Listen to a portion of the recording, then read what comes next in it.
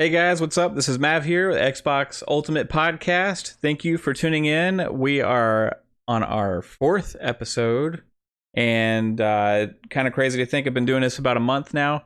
Just got started, and we're going to keep it going. 4 episodes a month in. I'm happy with how it's going. Hopefully you are too. People have stuck around from the episode 1, and like I said, we're just going to keep it going and keep getting better and adding new stuff each week. Last week I kind of had settled on a format for this, and I'm kind of going to stick with the same thing. But before we get started with this whole thing, I want you to please follow me on Twitter at Fun Speculation. Check out the YouTube channel at Fun Speculation, where you can actually see a video of this podcast. Also, if you want to find this on the podcasting platforms, you can find it on Spotify, you can find it on Stitcher, iTunes. Any of these major podcasting platforms should have this by now. So I appreciate all the support and any feedback also. Be nice. But let's get started here. I settled last week, like I said, on a format where I want to kind of have something fun, speculate about in Xbox world. This is an Xbox gaming podcast, obviously, with the name. So this week, I wanted to talk about how there are, I think, 4 big announcements being held back by Microsoft. And I think one of them we will get as a major game next year. So let's get into a little bit of that. So that's the speculation, and I'll tell you why now, okay? So we got 4 studios that we know are working on games that we don't really know much about, okay? Or nothing about, really.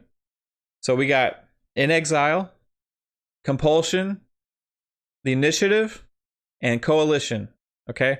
So these are 4 pretty major Xbox game studios. 3 of them are brand new to Xbox over the last couple of years. And one of them has been producing quality titles now for...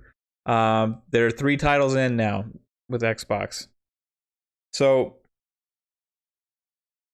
we know that In Exile is about to come out with Wasteland 3. And it is turning out to be a way bigger game than anybody anticipated that it was going to be. People are saying that they're impressed at the scope and the scale of this game. I think it's going to be a surprise with not only review scores, I think it's going to be a surprise with its success, the amount of people that play it, the fact that it's going to be on Game Pass and PC, the fact that you can play it on xCloud, which...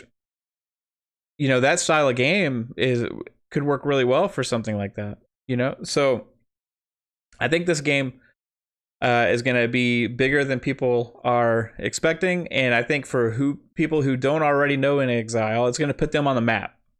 It's going to draw even more hype about that studio that people don't already have.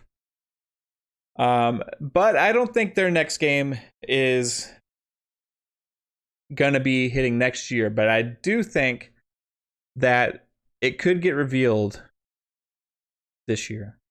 So supposedly they're working on a more of an open world, third-person action RPG style game made with Unreal Engine 5, which is going to be the next new hotness in game engines, right? It's what that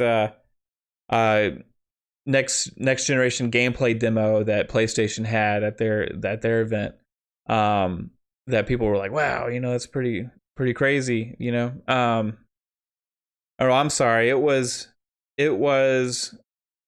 Epic that put that video out, and they had talked about PlayStation, that it was going to be on PlayStation 5 and stuff. That's where that took place. That it's also going to be on Series X, right? The Unreal Engine is going to be across PC as well. So, what we do know is that they are working on a game, or this is what's rumored. Pretty much we know it, right? We're going to have third-person action RPG set in Unreal Engine 5. That's what people keep saying. So that style of games sounds similar to what Obsidian's doing with Avowed, right? Wasteland, In Exile already has this whole. They have these two franchises they've been working on. They got Wasteland franchises, and they also got Bard's Tale franchises. So I think it is likely if we get that style of game, it could potentially be in one of those worlds, or maybe they'll make something brand new, a brand new IP. Or they'll take something else from Microsoft because they have this treasure trove of IPs now to work with. So we'll see what it is. I think whatever they're working on is going to look really freaking impressive because it's on Unreal Engine 5. It's going to get a lot of hype, but I don't think it's going to be revealed until after Wasteland 3 drops. Potentially at Gamescom or maybe Game of the Year show, the Game Awards, if they still end up doing that, which I think they will. So that's In Exile, okay? I don't think that game's not dropping next year, right? They already got Wasteland 3 dropping this year. That would be too much, I think, for them. They're hiring, but too much for right now, especially with this last year coronavirus and stuff. Then we got Compulsion Games. Compulsion Games, I think it was 2 years ago, 1.5 years ago, something like that. We Happy Few came out. That game didn't get amazing reviews, right? It was okay. Game had an amazing looking art style though that had generated some hype. But it was a little bit smaller in scale, I think, than a lot of people anticipated. But it did enough to make people realize that these guys are maybe capable of some better things with a budget. And they got a budget now. Oh boy, do they have a budget, right? They got Microsoft. Microsoft is the budget. I mean, you talk about trillion-dollar companies and stuff, right? So they got money to play with now because Microsoft is invested into this gaming ecosystem. They're invested into Game Pass. They're invested into Xbox. And their new studios are their avenue to sell subscriptions to increase their platform, okay, and increase their brand. So, expect money to be pumped into these studios and more studios to come out. But, that team with a budget, that good budget on one of these games, could look really impressive. And I think their game might be the game that we get that launches next year. And I think their game is going to surprise people. I think it's going to be, based on what we've seen from them before, it might be kind of like BioShock style type, interesting world feeling game, really good storytelling and stuff like that. And that's awesome because that's something that's kind of missing from the first party right now with Xbox Game Studios, but maybe not anymore with those guys. Those guys are kind of unique with what they've done compared to anything else that Xbox has. So that's the one that I think. Okay. But I want to go into some other possibilities. Just long shots. Okay. Maybe one, maybe not be that much of a long shot. We'll see. So we got the Coalition. Coalition is Gears. It's the Gears team. Hey, we make Gears games. We make Gears of War 4. We make Gears of War 5. We make Gears Tactics. They pumped out all three of those games in the last 3 or 4 years. That's impressive. They also had, I don't know if they had some other developer do the Gears pop or whatever, but they had to at least have some kind of help with that. So they're showing that they're capable of a workload, right? That they can get stuff out quick. They've proven that they're capable of really top-notch quality. They've proven a lot, and that's a good studio. Now, their studio head, Rod Ferguson, left this past year, and maybe that's a sign that they're moving on from Gears because they brought him in to work on Gears. So we don't know what the Coalition's next game is. We do know that there's multiple studios now that can, work on multiple things, and we know that they don't necessarily have to work on just Gears anymore, right? Maybe Microsoft is interested in having these teams do new IPs. So, are we going to see the Coalition do something else? Or are we going to see them do another Gears game? Maybe it'd be good to take a break. maybe have a little bit of space before the next Gears game. I think they've proven they can put one out in a reasonable amount of time. So I think let them work on something else, and I think they may be doing that. So we may get an announcement on that as well, and we'll see what it is if that's true. Again, this is just fun speculation, so it's not anything concrete. What I'm saying is most likely not going to happen, but it's fun to talk about, right? So then the last one is the Initiative. Now this is the mega studio, right? This is the one where they try and go and draft the all-star team from these different studios where they're saying, hey, we need somebody that can compete with, Sony's like top tier developers. We want to have this style of game, we'll see what they come up with. The first game that studios create is always the hardest and the most challenging for them. But Microsoft's really invested into this, and they know there's a lot of talk about this studio and a lot of hype about it. And I would not be surprised if whatever they come out with first is a smash. Because this is why they were developed. Right? It's not just, hey, we're going to start another development team and see what they can do. They put it out there when they were starting the studio. It was going to be not a triple A studio, a quadruple A studio, right? This new term that exists because it got games like God of War and stuff. We're going to have a quadruple A studio here. So that's what their goal is. And they can't come out with something weak, They got to come out with some fire, right? They got to come out with something hot, fresh, new, gleamy, sparkly, it's got to look good, it's got to get people's attention. And if they want to make a splash this year, they're going to show what that game is. Is it Perfect Dark? I don't know. Are they bringing back Perfect Dark with the Initiative? They're all these rare IPs, they just came out with Battletoads, right? Perfect Dark still talked about by many. It's the kind of IP you could reboot and have a brand new take on it.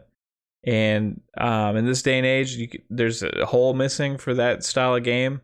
For some reason, Ubisoft decided, hey, we're not going to make Splinter Cell games anymore. We're just going to put Sam Fisher in every other game that we have, even if it doesn't make sense.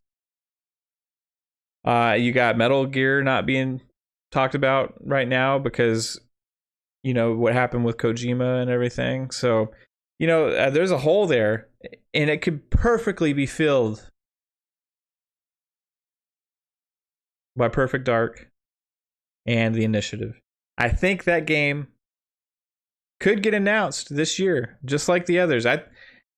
Microsoft has not held back that much. They've held back maybe these 4 things, right? And they've talked about games that are going to be coming out that are years away, which is that's what we asked them to do. But I think they're holding one of these back because it's coming out sooner, and that's going to be a surprise. That's going to be either Compulsion's game or the Initiative's game. I don't know which one. Maybe it's both. That would be cool. But I think Compulsion. So that's my fun speculation of this week. We'll see what happens. Like I said, it's probably maybe they're not going to announce anything from these guys for years. Who knows? We'll see. We know they're working on something, right? So, going into these Xbox Game Studios kind of branches me right into the next topic. How this cross marketing we're seeing from these guys. This cross marketing on Twitter, that we're seeing with screenshots and stuff, and we got content being put in games, and it's awesome to see because a couple years ago we didn't really have this kind of stuff, not like this, not from these studios talking to each other. It's becoming an Xbox family. It's becoming a family of studios. You can sense it out there. You got Wasteland 3 guys putting out a screenshot of Flight Simulator on their Twitter page with a freaking mushroom cloud in the background. It's kind of a cross promotional thing. Is really smart. I think that tweet kind of blew up a little bit. no pun intended. Then you also got this content on Sea of Thieves for the Battletoads game that just came out, right? So you got the ship that's like looks all green, and you got the sails with all the Battletoads stuff on it. And this stuff's kind of going around, and these tweets are getting lots of retweets and getting lots of likes and stuff. And it's really good to see like this communication between like Game Pass, Xbox, Phil Spencer. You got Sea of Thieves. You got Rare. You got Wasteland. You got In Exile, right? You got Delala, which was the third-party studio that was hired to make Battletoads. This is becoming a really cool marketplace to be a part of with the family of studios that they're developing, and they just acquired all these guys in recent years. Like a few years ago, we didn't have all these studios. We had Coalition, we had 343. Which was still, even them, they're a fairly new studio. I mean, that you talk about maybe back to Halo 4 was their first game, so maybe they're 10 years old now, 9 years old. So it's not that new, but they were developed by Microsoft. They were put together by Microsoft, right? You got The Initiative, In Exile, Compulsion, you got Double Fine, all these games, and you're going to start to see this cross-promotional thing more. You're going to see these this communication between studios more. You're going to see this marketing more, and it's good news for us because it just shows how invested and how unique these studios are, because they all have their own personalities, and how invested the Xbox is into the platform. And Microsoft is, and that's good for us because we're investing into them with our subscriptions to Game Pass and their devices. So if we're investing into that, it's good to see that them investing back into the games, and we're going to keep getting more and more of those games. I think Absolo, who is the developers that made Flight Simulator, which is killing it on Metacritic. What you want to talk about next gen? I made a mistake. Was it last week or something, when I said, I don't think we're going to get any of those like wow visual moments, anymore. I think it's going to be more about the feeling and stuff, and I agree mostly with that.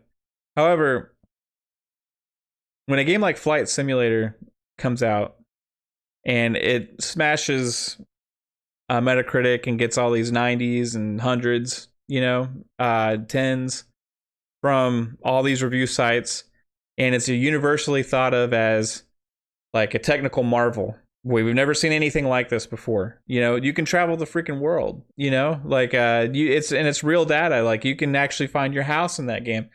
So this is something that has previously not been possible. And not only that, it looks freaking gorgeous and stunning, and maybe one of the most realistic looking games we've ever had. So that is an experience we've never been possible. That is visually stunning, and it's like I read something. It's like the New Age Crisis, where you got to have a monster PC to be able to run this game. And you know what? It's coming to Xbox. They haven't announced the date yet. I'm curious when it's going to happen, but it's coming to Xbox, and we're going to get it, on the Series X or at some point here. And that's going to be the first next gen. It already is the first next gen game. It's just right now it's only on PC. So you want to talk about impressive? Talk about that. And that's made by a company that Xbox Games Publishing got partnered with to come out with. So that's another branch of this whole Xbox Game Studios family.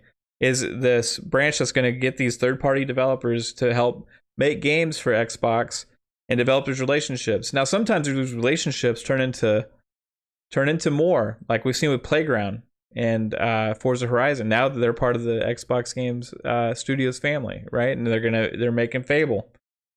So we've seen this track record now of Microsoft kind of trying studios out, and seeing what they're going to do, how they're going to operate for them and what kind of games they can produce. And then when it works out, they're going to go out there and maybe acquire them. So maybe they should go and acquire Absol. We'll see. We don't know exactly what all's entailed with that, or if they even want to be part of that. But I know that the whole Xbox family ecosystem, and when they're, having fun and talking to each other and stuff like this, it makes a more attractive environment for developers to want to go be a part of. So not only that, but Battletoads by Delilah, which is another one, an example of this third-party studio coming in and making a game. What they did with Battletoads is crazy. You got this game that I think, okay, so let's say technology is today, but culture is 1995, right? That's the game that would come out, right? Technology is today, but the world's culture is 1995. We would get this version of Battletoads, and it's freaking awesome. Now, games like that aren't always going to get appreciated as much as they should because it's a smaller scale game, right? But it's a game that has a lot of replayability. So you don't always have to have these massive third person action RPGs, or you don't always have to have these first person open world games, and you don't always have to have this huge narrative games. You can have these kind of games too. And Battletoads, I was streaming it last night. I haven't beat it yet. I'm going to probably stream it some tonight too. Is maybe the best version of one of those games that we've seen in a while. And I like it personally better than Streets of Rage 4, which I played some of also. I may go back and compare the two now that I was playing Battletoads yesterday. So I'm curious how they match up now. But it is lacking the online component. So maybe that's a reason to knock it a little bit on the review score. But ultimately, it is a freaking great game that has amazing animation. It's hilarious. The enemy archetypes are real varied. It creates a strategy with having to play and get through the levels.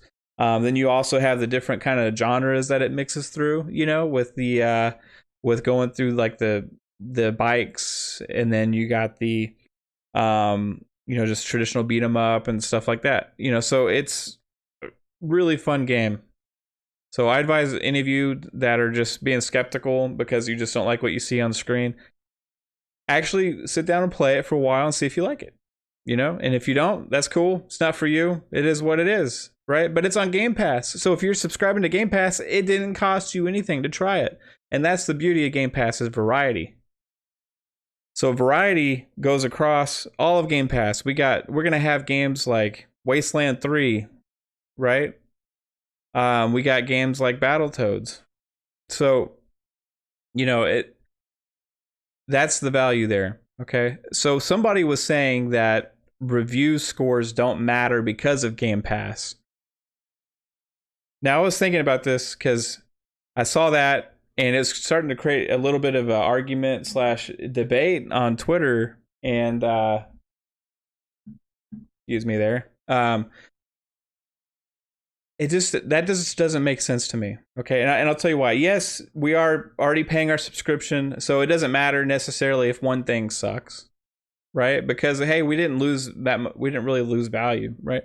But review scores don't matter because they paint a picture of a general consensus on a wider scale. Okay, so let's say you're a Netflix subscriber, right?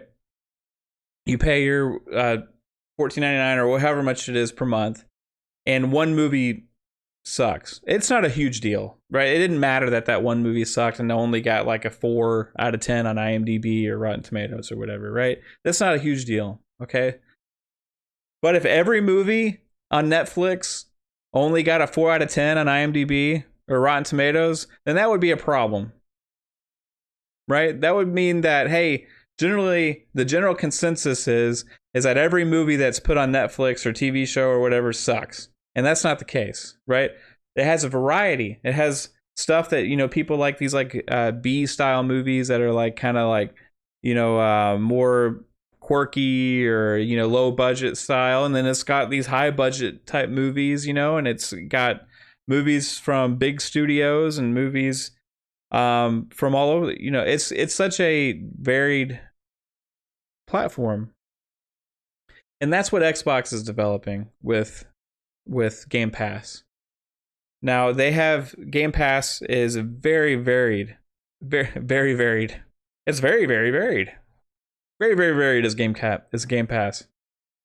But it is, you know, and that's going to continue, and that's what they want, because the more variants you have on your content, the more people it's going to appeal to, and the more people that it's going to appeal to, the more people you can sell subscriptions to. So variety is the name of the game here. If you only have games like, you know, The Last of Us or Spider-Man or something like that, you know, those are masterpiece type games, you know, or Ghost of Tsushima, right? If you only have those style games, it's going to attract a lot of people and it's going to be great. But you're forgetting about everybody else, right? It's not us. It's you know, it's little Timmy. You know, you don't want to forget about little Timmy. He's got to play games too, you know? Like, there needs to be a variety. We need to have games for everybody. And that's what Game Pass is doing. And they're doing it at an amazing value, $14.99 a month. And every first-party Xbox game is coming day one, and it doesn't leave. And you not only that, but you can play these freaking games on your mobile devices if you have Android, because Apple sucks. So, you know, I got a little bit away from where I was going with this, but yes, review scores do matter, because if all of that content that you could play in all these devices and everything was generally considered to be crappy, then there would be no point. You'd be paying for a service that you can play a bunch of crappy stuff on, right? But you're not. We get good value because there's a variety of stuff coming that have all different scores from the 90s all the way down to the 4s and 5s and 6s and 7s and all different genres of games. Now, not all games are going to review to what you agree, so make your opinion on the game how you feel about it. What do you enjoy? Don't listen to, if you are trying to judge Battletoads, don't listen to a review from somebody that hates those style of games, right? Because reviewers it's only their opinion, right? So that's the situation where, okay, sometimes a review is like, okay, it is what it is, because it's about that one individual thing, not a general consensus, okay? So if you were judge it based on somebody that you think, hey, maybe they have the same kind of taste in games that you do, or you trust their judgment, right? And then go try it for yourself, especially on Game Pass. The one point I could see on Game Pass where you could make an argument is it doesn't matter that review scores exist when you can try it yourself and not have to pay for it any extra, right? Because you're already paying for it. So that could be made into an argument. However, if you look at the broader scope, and every game, like I said, was reviewed really low, then that matters, because you would know going into it that the general consensus is that I probably shouldn't subscribe to that service, right? So yes, they matter, but maybe not as much as they did before. Maybe just not individually. So it's a really interesting topic. But, you know, it's almost like I'm talking myself out of this. No, they still matter for sure. So I think we're going to see more of these different kinds of games come out now. You know, it's especially with the growth of digital games. So, you know, digital is becoming the norm, right? But I've said this a few times that I was watching a podcast, or listening to a podcast, and they said that they had read a report, you know, and this was legitimate. It was like on Ryan McCaffrey's podcast, maybe on Podcast Unlocked, and about like 80% of Capcom games being digital. And that was kind of crazy to me because I remember just a few years ago, we were talking about, hey, we don't really know how much the digital games market is, 30%, 40%, 50%. Now we're talking about 80%. Okay. I know most of my games I buy digital because the versatility in that makes sense for me. I like to have multiple Xboxes in my house because I don't just play games in one area. If I'm in my bedroom, I'll play a game there. If I'm go upstairs, then I want to play a game on whatever TV I'm at, like, with whatever situation is, right? So, we have, but that's not the same with everybody. Everybody's different. But the thing is with digital, you don't have to go like eject a disc and move it around, different places. And also, if you're switching between games, you don't have to get up off the couch or out of your seat and go switch games. So even though there is a loss of potential aftermarket value there with digital, you get a lot of convenience with digital. Now, especially when you compare the newer models of subscription digital, because it's even more convenience and even more consumer friendly, because now that whole proposition of value, aftermarket value, doesn't pertain to that because you never actually get the copy anyway. You're just paying the one fee to have access and make your decision on which program you want to join. Like if it's Game Pass, that you're going to keep the first party games regardless, right? So value proposition with digital is just getting better, especially with products like Game Pass. And it's interesting to see because we've had this Far Cry 6 news where they said that their collector's edition in Europe, or maybe not Europe, but they said North America stays the same. North America will get disc, but the collector's edition in other parts of the world is going to get a digital code on Xbox for Far Cry 6, but not on PlayStation, which I thought was really interesting because I don't know what the reasoning is behind that, other than the only thing I could possibly see is there's some kind of metric out there that says that this game is probably going to sell like 90% digital, and these people are probably going to want digital versions as opposed to the physical. That's the only way I could see it, because they can't be afraid that they're not going to sell it, because they're allocating a certain amount of collector's editions anyway. I mean, it doesn't supplant the main game, right? The main game is going to still be available on disc or digital. It's just interesting that they chose that for the collector's edition. It means that that's what they think that people want, I think. So that's an interesting thing. We'll see what the feedback is. Maybe they'll change that. I don't know. Because I would think most collectors want a physical disc. If you're spending like $200 on a collector's edition anyway, you want the physical box of the game. Maybe I'm wrong.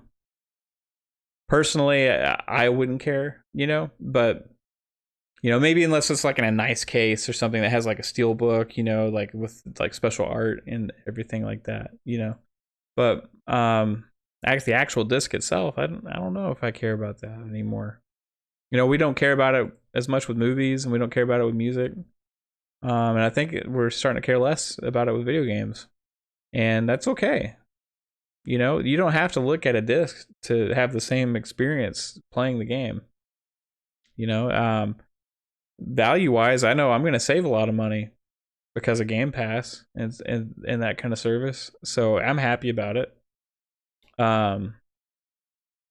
So talking about the digital sales going up, and that's and how that affects the value of Game Pass. I think we're just going to see more and more of an investment into here. And there was rumors, about WB Games being acquired by Microsoft and potential Game Pass deal, because we've seen Microsoft make announcement, or Phil Spencer said on Twitter specifically yesterday, and it's interesting that he timed it like this, because we've been having a lot of talk about this DC event coming tomorrow, Okay, so DC Fandome is tomorrow. That's where they're going to announce and talk about new products, like new movies, new video games.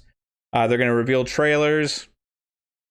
They're going to have all this information, right? And there's like a website, right, that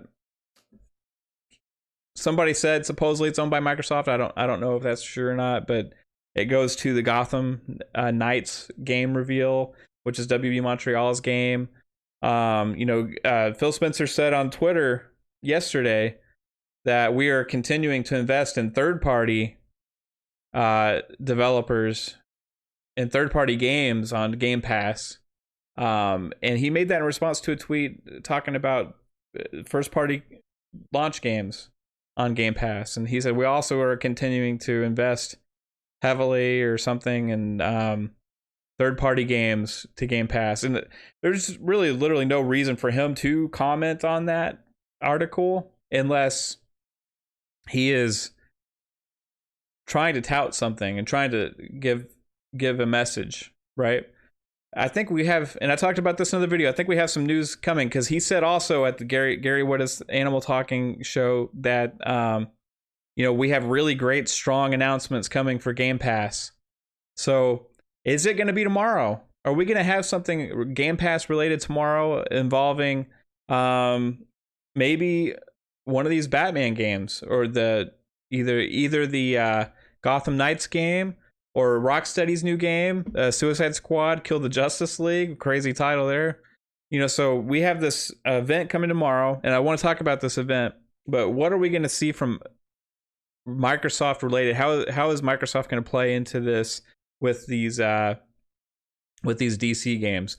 Because we know that they had been talked about for a while as potential buyers of WB Games, right? So has there been talks going on behind the scenes? What's going on with that? Is there something that's going to take a while to happen that's manifesting, but they've made some kind of arrangement for now with publishing rights, or maybe getting games on Game Pass? So that's something that's interesting to look at, and we'll see.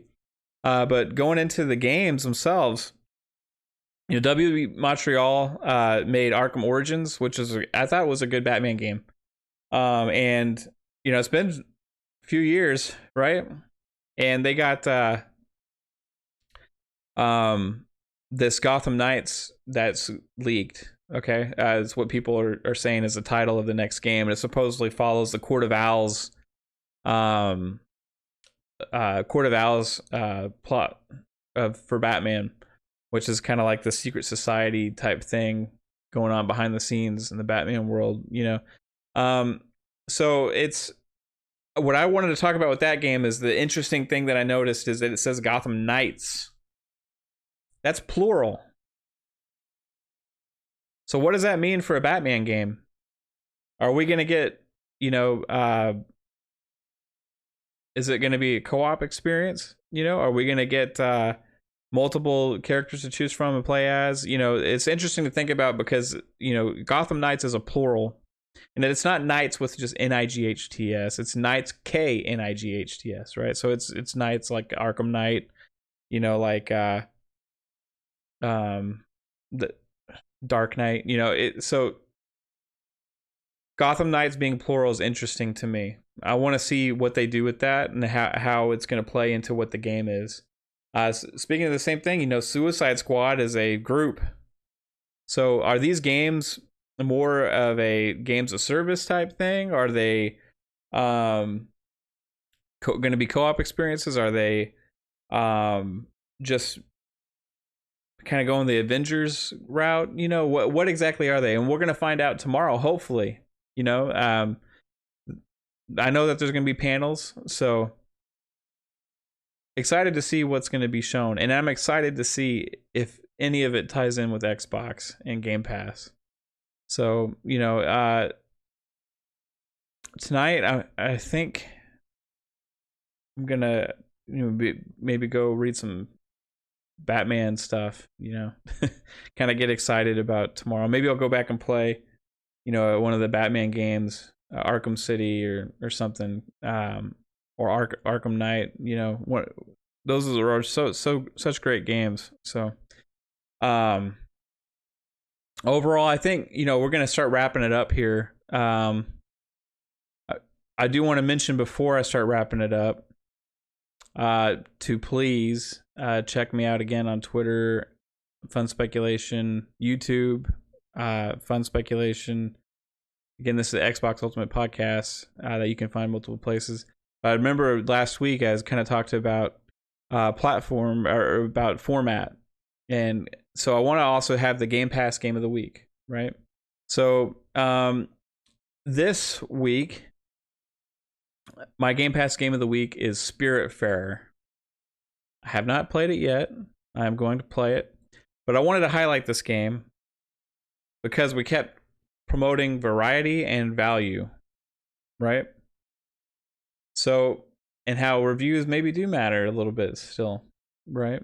So, Spiritfarer is from Thunder Lotus Games. I'm not really familiar with what they did before this. This could be their first game. I'm not sure. I don't know what they did. I know the game looks gorgeous. It's on PC. It has, I don't think hardly anybody's even reviewed it for Xbox yet. On PC, it has an 86 Metacritic, with 90s from GameSpot and IGN. I wanted to also review games at some point. The problem I have is I take too long to beat games because I actually don't have as much time to play as I used to. So, my reviews would be hitting probably 2 weeks after you've made a decision whether you were going to buy the game or not. But we'll see. Maybe I'll still do something with that because, I do play a lot of different games. So 90s from GameSpot and IGN. So that's my Game Pass Game of the Week. So I'm going to read a little bit of information. So Spiritfarer is a cozy management game about dying. Ooh, that doesn't sound cozy, does it? So it's got an interesting twist, right? What will you leave behind? Play as Stella, fairy master to the deceased, a Spiritfarer. Build a boat to explore the world. Then befriend and care for spirits before finally releasing them into the afterlife. A unique, endlessly varied adventure. Farm, mine, fish, harvest, cook, and craft your way across mystical seas. Unwind for hours into cozy and relaxing gameplay. Join the adventure as Daffodil the Cat in 2-player cooperative play. Learn how to say goodbye. Experience moving, emotional stories filled with unforgettable moments. Spend relaxing, quality time with your spirit passengers. Create lasting memories. And ultimately, learn how to say goodbye to your cherished friends. What will you leave behind? So, wow, just kind of even reading that, it kind of gives you a little bit of feels, just because, dealing with loss, and that kind of stuff. So, varied experience. It's definitely something that I think I'm going to check out. It's a very unique game, very different, and the fact that this game is on Game Pass is pretty crazy, So, 86 Metacritic. Give it a shot, guys. It's value, and it's, again, you don't have to make a decision right here, because if you just want to, if you already subscribe to Game Pass, this is already available to you. So give it a shot. I will definitely try it.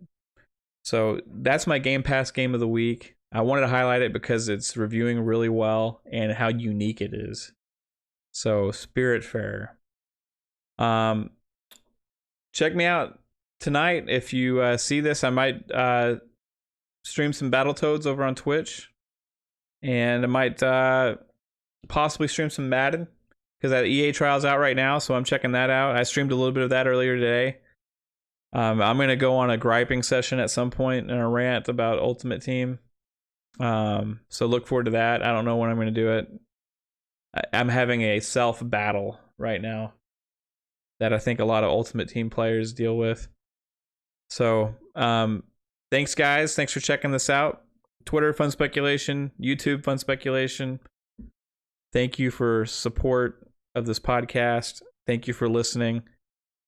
Come back next week for episode 5. Thanks, guys. Bye.